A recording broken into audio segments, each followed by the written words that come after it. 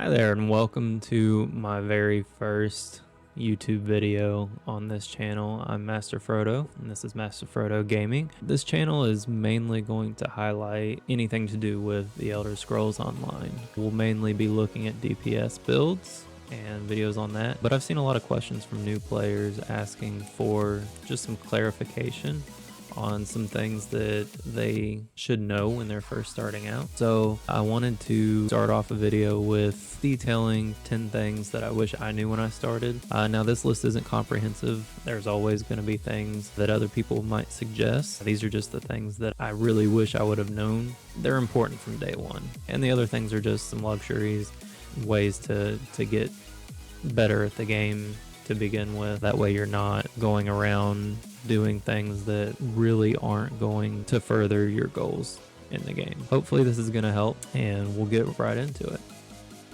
For number one, we're going to be looking at horse training. The Elder Scrolls Online is a little bit different in how it handles horses. So you can buy a horse from the stable master. The stable master is in each major city in every area. For example, we are in Davon's Watch in Stone Falls. If you look at the map there, you'll see a horse icon on the map. If you follow that, you'll find the stable masters. There's actually a couple different areas in the video there that you'll see. One is the actual training that you can do, and then if you click on the other icon, it's going to take you into where you can buy a horse. So that's going to be very important. The reason for that is this trains up your speed, your stamina, and your carrying capacity. So that's number one. Number two that we're going to be looking at is guilds.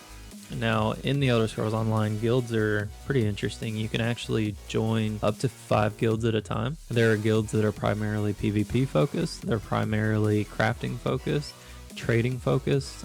Trading guilds are big in the Elder Scrolls Online. You typically want to be in one trading guild at least, so that you have access to what's called a guild trader. And a guild trader is a trader that's set up in any of the zones in Tamriel and some of the big cities, depending on which one you're in. You're literally able to sell whatever you want, up to 30 slots for any player that's coming across in that zone. So there's a very good chance to be able to make a lot of money using a guild trader. So as you go through, there are many different ways to find a guild. You can just go straight to the guild finder, browse the guilds by what type of guild you're looking for, whether that's trading, role-playing, a social guild, PvP guild, anything along those lines. And there are many different ways to filter it. All you have to do is just click on one, send them an application, and hope that you get accepted. Most guilds are going to accept you. Some of them are a little bit more requirement heavy, especially some of the top tier PvP guilds that require you to have max champion points and be very PvP focused, and be able to prove that. Another way to go and find guilds in the game to help and to be able to look and see what the atmosphere is like are to go through different Reddit forums, the Elder Scrolls Online forums even, and see a lot of the guild postings on that. You can go to some of the more popular Discords, ESO University, the Tank Club, different Discords that you can find pretty easily how to join their Discord by going to their websites. And then go in there and they have a channel, I believe in each one of them, that have guild advertisements for their Discords. So you can just join their Discords and see how they interact, how sociable they are. If it's a fit, then you can ask to be invited into the guild online. So I would recommend getting into at least 1 or 2 guilds that takes care of your needs starting out. A trader to get more gold, people to help you quest when you're going, if you're wanting to get into group content, and people just to be all around helpful. That's the greatest thing about this community, is that we do our best to be helpful to each other. On to the next one. Number 3 is going to be our crafting writs. So in each major city, you can go into the Fighters Guild and the Mages Guild and talk to Milanith and Daniel Tolano, and they are going to get you certified in each one of the crafting writs. Now there are 6 total crafting certifications that you can do between the 2 of them.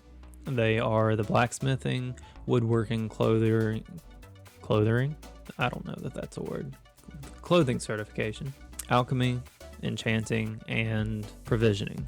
Now there's also one more crafting certification that you can do, but you have to have the Somerset expansion. If you're an ESO Plus member, you'll automatically have access to this, but you'll have to go to Alinor in Somerset and talk to, I can't remember the name off the top of my head, but he wears a purple outfit and he stands right outside the crafting area in Somerset, gives you that certification.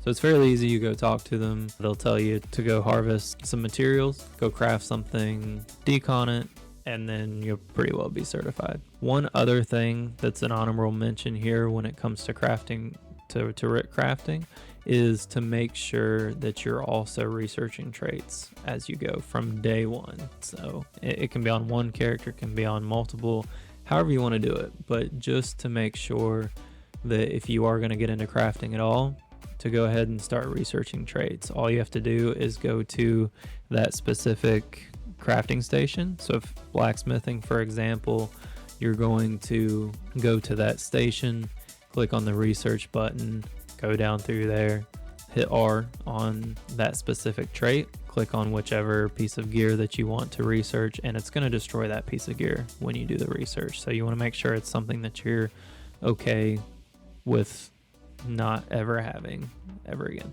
So each day you'll see in any of the main cities, there are 2 boards after you've done your certifications with blue arrows on them. Anytime you see a blue arrow, that's a daily quest, something that you can complete each day, come back the next day and the next day and the next day, and it's always going to be there. It's always going to be available.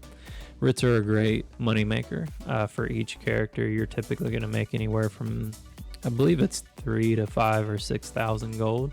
So you times that by how many ever characters you can do each day with writs, and you do the math. It's a wonderful moneymaker. So then on top of that, it's also going to help increase your crafting skill line. If you have a dedicated crafter, you'll want to make sure you go through and decon a lot of the gear that you don't need, and that'll help increase your skill lines when it comes to that. Number 4, ESO Plus. So ESO Plus is basically just a membership for the game, and that comes with a lot of different deals that really help with your game. There are exclusive crown deals, discounts on certain crown store items that you can get. We'll just go down the list here that you get for being an ESO Plus member. So with ESO Plus, one of the big draws on it is the craft bag. So you get a separate craft bag from your inventory bag.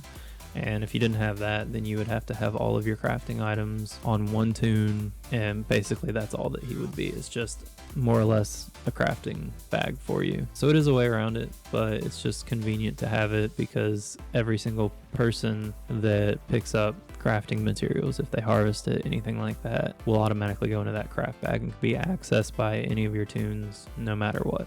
Another thing to mention is you're going to have access to all the DLCs. That include any of the new dungeons that come out, any of the new areas that show up. This does not include expansions. You have to buy the expansions, the latest expansion, just depending on what's coming out.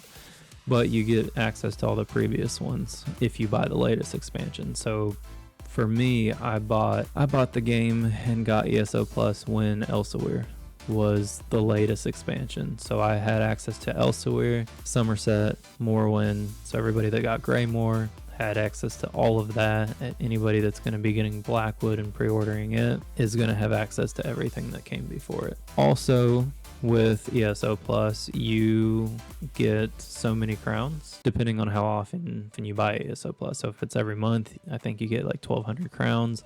Every 6 months, you get 7,500 or something along those lines.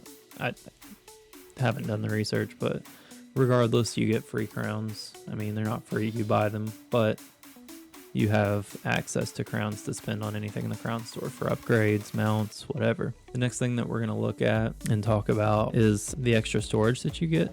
So you get double bank space capacity for your account. So that's pretty big when you use your bank pretty regularly. So along with your character's inventory, your bank inventory can fill up very quickly. So that gives you extra extra space with that. Another great thing is the increased progression. With that, you're going to get a 10% bonus increase to your experience, crafting inspiration, trait research, and gold acquisition. So what that means is you're going to get an experience bonus for everything you do, 10%, no matter what. So as you're training, you're going to increase your leveling much quicker than anybody else. Crafting inspiration just means you're going to be leveling up your crafting skills quicker. So if that's important to you, that's going to be huge. Any trait research is going to be 10% quicker. So anything that's 30 days is actually now going to be like 26 days or 28 or whatever it is. For your 9 trait, you're also going to get a 10% increase in gold acquisition. And I feel like I don't have to tell you what that means, but extra gold just is better all around in the game. Along with everything else in your ESO Plus membership, you get access to a couple other things. Along with the extra storage in your bank, you get extra storage in your house, so double the furnishing space, so you can use up even more spaces in your home to decorate. And that's one of the biggest complaints in ESO right now is the lack of spaces available to use in your houses, especially even the bigger ones. So hopefully they will increase that, but ESO Plus is just a great way to unlock more space for if that's something that you really care about. You also get double the transmute crystals. This was a pretty big deal before they changed the transmute system. And what transmutes are is it allowed you to transmute any piece of gear to a different trait that you've already learned. So if you picked up an overland set, say of Mother Sorrow or something along those lines, and you needed a piece of Divines, but you found something that was well fitted. Well fitted's a pretty good trait, but Divines is recommended for damage dealers. It's just a best in slot trait. You can spend 50 transmute crystals to transmute that to Divines if you've learned that trait on that specific piece of gear already, and you have to do it on a crafter that's already learned that trait. The latest update to the transmute system has been, it's increased to 1,000, and it's actually 500 for anybody that doesn't have ESO Plus. It's 1,000 for people that do. And so you get more access to more transmutes. Those 50 each really add up after a while. This update also introduced the idea of reconstructing, which I won't get too far into it, but basically you need to equip or deconstruct overland or dungeon gear, anything that gets bound to you, and that's going to automatically get added into what's called the sticker book. Now the sticker book has every piece of gear from trials, dungeons, overland sets, PvP sets, anything that you can find in the game, mythic items, arena items, anything like that. And once you've learned it the first time, you can actually reconstruct it with any trait that you want. It doesn't matter what it came from to begin with, and then whatever quality you want. The more items that you have of that full set, the less transmutes it's going to take to construct those items. So for example, we'll use Mother Sorrow again. If you need 5 body pieces of Mother Sorrow, and you only have 5 body pieces learned, it's going to cost you about 60 or so transmutes per piece to reconstruct that item. Now, it may be worth it for some people because they don't have to farm that item again, and they can make it or whatever trait that they want it to be. The more items that you find and bind or deconstruct to your account, the more items you're going to have in the sticker book for that specific set, and the less transmutes you're going to have to use to reconstruct that item. So right now the lowest I believe is 25, and so for a full 5-piece set, you do the math. It's less than nothing to do a full set. So yeah, transmutes are very important, and if you double it, even better. The last perk for an ESO Plus member is that you can dye your costume for free. So any of the dyes that you receive through achievements, pretty much achievements, and any clears or anything like that, any way that you can get dyes, completing whatever, you're going to have access to that to be able to take any costume that you unlock or that you buy throughout this game, and it's going to allow you to change the colors on that costume. So if you like to be colorful, if if you know what you like, what you don't. You can wear the costume. You don't have to worry about the armor. Just wear the costume, and you can dye it whatever you want. You can randomize it, see what looks cool, or just pick whatever colors you like and settle on whatever it is that you want. So it's just a fun little perk. For number 5, we're going to talk about XP bonuses. The first XP bonus we talked about was in the last point, in the ESO Plus. If you have that, you're going to get a 10% experience bonus regardless of what you're doing. It's automatic for having ESO Plus. Another way to get an experience gain is if you quest or do anything with one other person. You both will get a 10% experience bonus. So if it's you and a buddy, you and your girlfriend, you and your boyfriend, wife, husband, it doesn't matter. If it's 2 of you, you're going to get that 10% extra bonus, and all of your XP bonuses typically stack. You get that 10% base from ESO Plus, you get 10% from questing together with one other person. You can also do what's called the Pledge of Mara, and that basically means that 2 of your characters are going to get married. You and another person, your character and their character, are going to get married. And anytime, so it doesn't matter if you guys are questing together, whatever, each of you are going to get a 10% bonus no matter what. On top of that, there are quite a few different ways to get experience buffs in the game. One are experience scrolls, crown experience scrolls that you can get from, typically you just get from progression of the game. As you level up, you're going to get more and more of those scrolls to be able to get a higher experience gain. The most common is just going to be the regular crown experience scroll or the Grand Coast experience scroll, and that's going to be a 50% bonus. Now, these scrolls can go up. You got the Grand Gold Coast, you got the Grand Experience, Crown Experience scroll, you've got the Major Grand, there's all kinds. So that goes up in increments. So you've got a 50% bonus, you got a 100% bonus, 150% bonus. So that's all on top. One other thing you can get by a bonus is your gear. There is a training trait for all types of gear except for jewelry. And so you can get a crafted set of base gear if you're leveling your character, or even if you find anything out in the wild, try to find anything with a training trait if you're actively trying to get experience bonuses. And that's going to give you another percentage bonus on all experience that you get. One other thing is ethereal ambrosia, Psijic ambrosia, all these different things. There's actually quite a few different types of foods. There's also PvP related food. But anyway, there are some foods out there that offer those experience buffs as well. Those are pretty hot commodities, so they can get pretty expensive if you don't have access to craft them or anything like that. So just be leery of that. So that's going to bring us into our actual 6th item here, and that's going to talk about food. So food in The Elder Scrolls Online is a very interesting way to buff yourself in the game. So each one of them has a different buff. It can either give you extra max health, max magicka, max stamina. It can increase your recovery of any one of those 3. It can do both. It can do magicka and health, stamina and health, anything like that.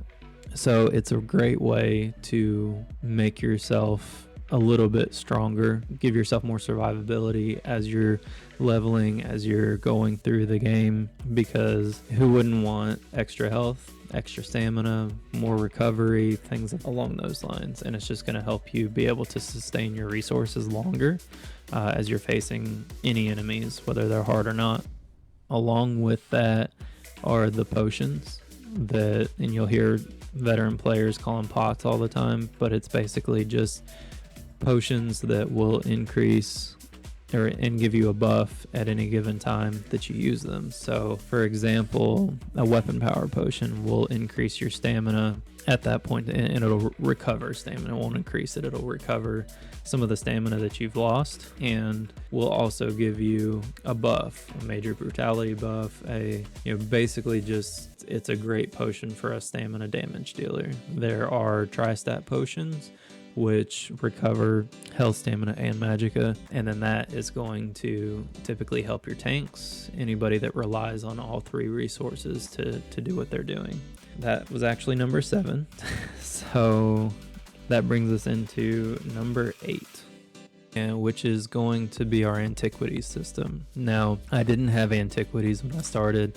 Most veteran players did not have antiquities when they started, but this is going to be crucial for most, if not all, new players. So no matter what you're wanting to do, antiquities can play a huge part in your game. It can help increase your damage with certain items. It can help in your housing. It can help in your crafting. I mean, there's all kinds of different things. There's even a mount that you can get.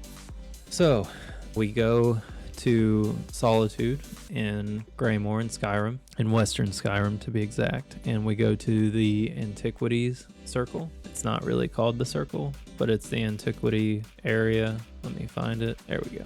Yep, so you're gonna go to the I cannot pronounce it, the Antiquarian Circle, and you're going to go talk to Verita Numida, and you're gonna just go through the dialogue. She'll tell you about what's going on. She'll give you the Antiquarian's Eye, which is a tool that you use to scry 4 leads that you get. Now, when you start, you're going to get different leads, base green leads in every single zone. Now, this is gonna give you just a little bit of experience, but it's a good idea if you're going to grind out antiquities to go ahead and scry and excavate all of those. Now what's going to happen is you're going to scry for it.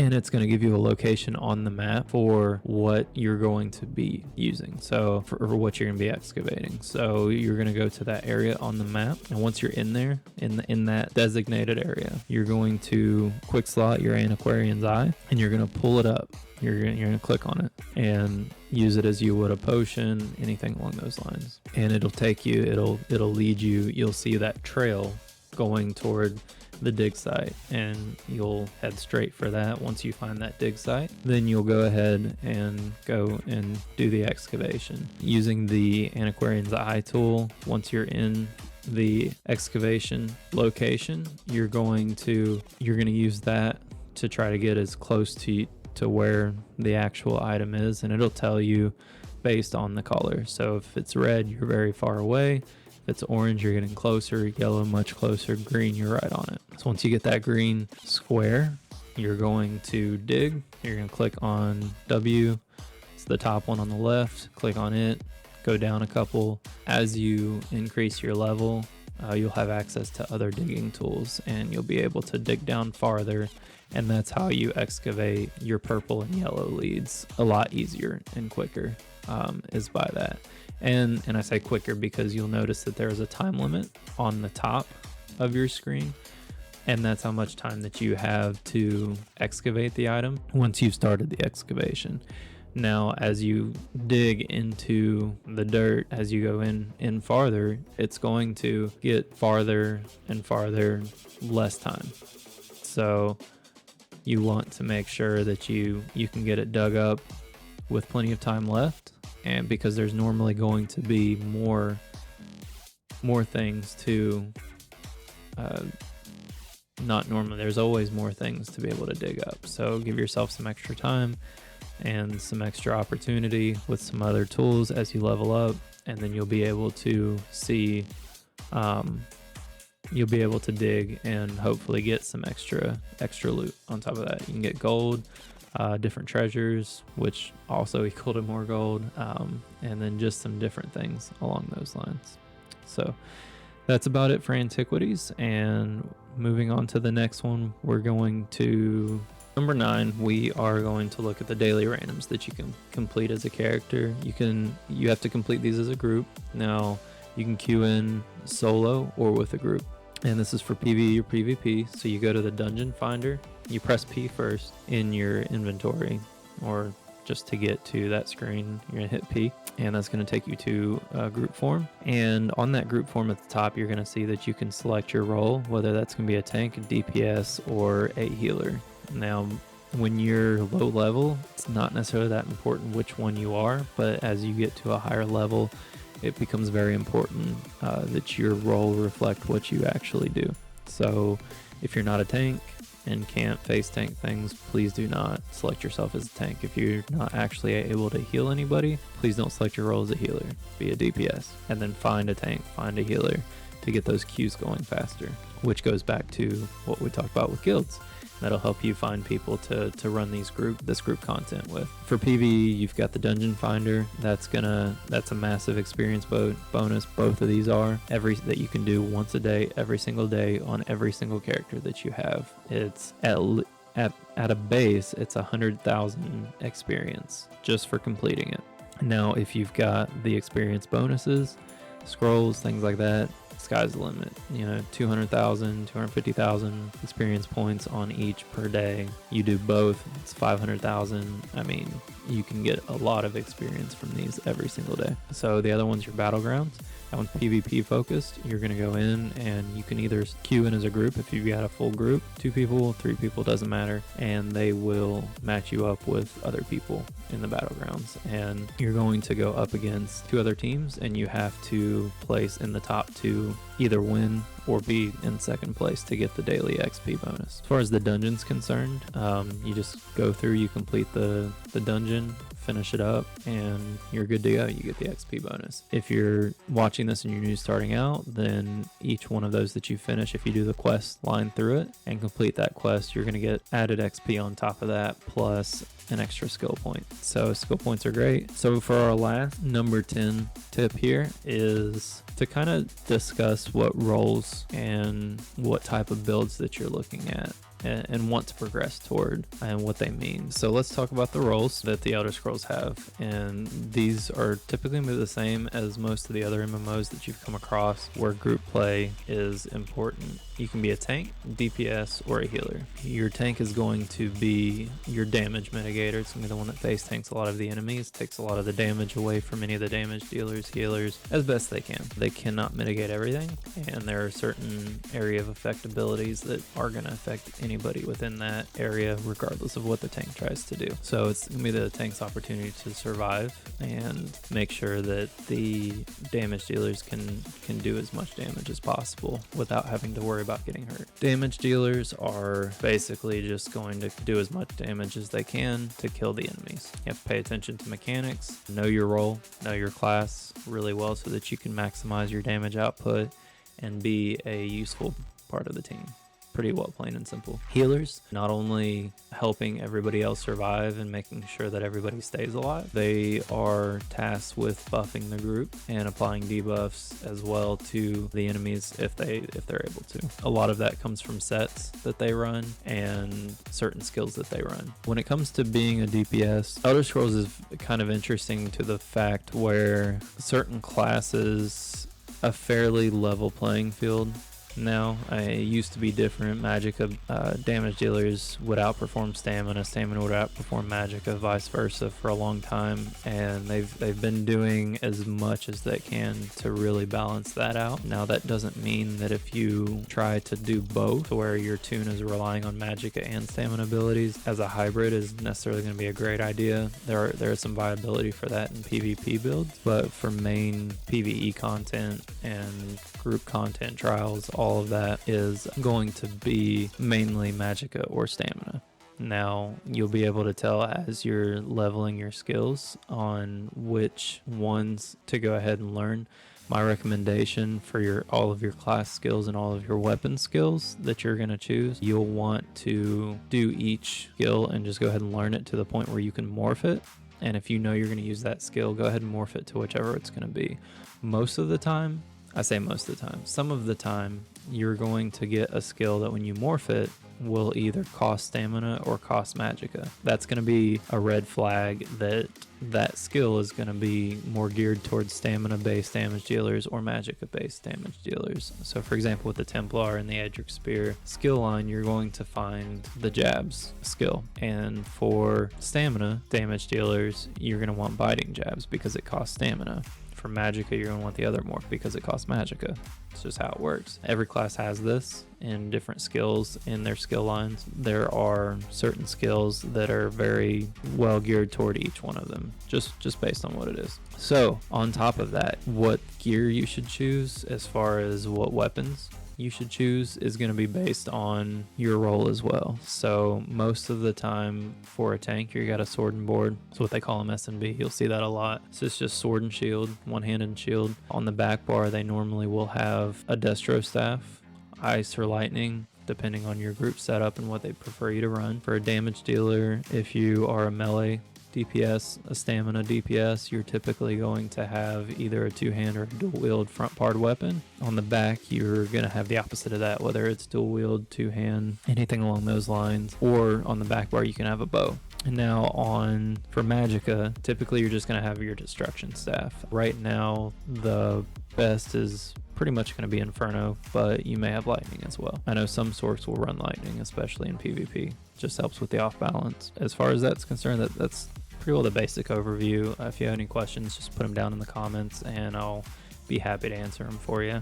So that's all 10 things that I wish I knew starting out here in the Elder Scrolls Online. I will give you one more honorable mention, and that's going to be Sky Shards, and basically how you can get extra skill points aside from your normal leveling. So there's multiple different ways. If you level up your alliance level, your alliance rank, that's going to get you extra skill points. Your normal leveling from 1 to 50 is gonna net you 64 skill points. So for public dungeons, if you do the group dungeon event, which a lot of people can do by themselves, but it is always nice to have somebody else there with you or a group running. You complete that part of the dungeon and you're going to get a skill point for that. You complete any one of the 4-man dungeons, that's going to net you a skill point as well. Any of the main quests, that's going to net you a skill point, and that's any of the main quests, whether it's the main quest or any of the main quests in the different zones on the map in Tamriel. So that's going to net you skill points, and each zone is different. All of the base game zones are going to net you 18 Sky Shards. That includes the 6 delves in each and the public dungeon. So you're going to have 7 in delves dungeons and 11 overland Sky Shards that you can get. Now 3 Sky Shards equal 1 skill point, so you can get a total of 6 extra skill points per zone that you get all the Sky Shards in. So great way to farm, and something that I wish I knew starting out to really maximize on. I knew that there were Sky Shards and I knew I'd get them, but as far as actually understanding them, that's what I wish I knew. So that does it.